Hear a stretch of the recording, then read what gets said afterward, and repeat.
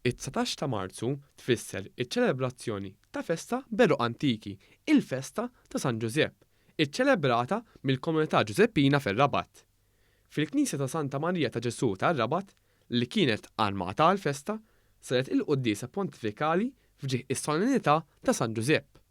Fid-dawl tal-protokolli tas-saħħa li jibqgħu fis-seħħ sal-aħħar ġimgħa ta' Marzu, sar il-qbil li f'dan il-jum jiġu ċċelebrati biss il-festi interni, filwaqt li bejn l-1 u 8 ta' Mejju li ġej isir festa kompluta bis-sem tal-Banet, nar u dak kollu li jagħmel il-festa Maltija.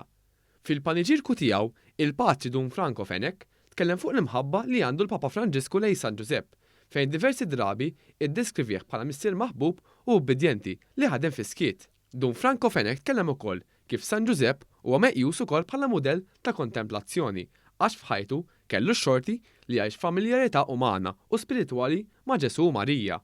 Għal pontifikal attendew l-ogħla awtoritajiet tal-pajjiż, fosthom il-President ta' Malta Dr. George Vella, il-Prim Ministru Dr. Roberta Bela, il-President tal-Parlament Ewropew Roberta Metsola u l-Kap tal-Oppożizzjoni Bernard Grech, fost bosta membri parlamentari oħra.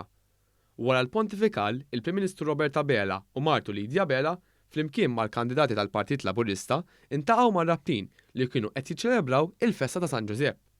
Dan l-istazzjon tkellem ma' diversi rabtin u dilettanti tal-festa ta' San Giuseppe li esprimew is-sodisfazzjon tagħhom li se jkunu qed jiċċelebraw il-festa darbtejn.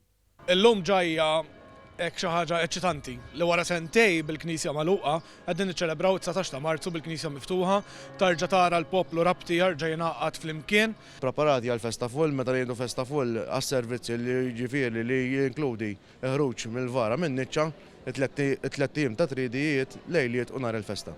Kien ilha mistennija wara sentej pandemija. Festa sabiħa, nisperaw li fil-festa meta toħroġ il-festa ta' barra jkun temp aħjar.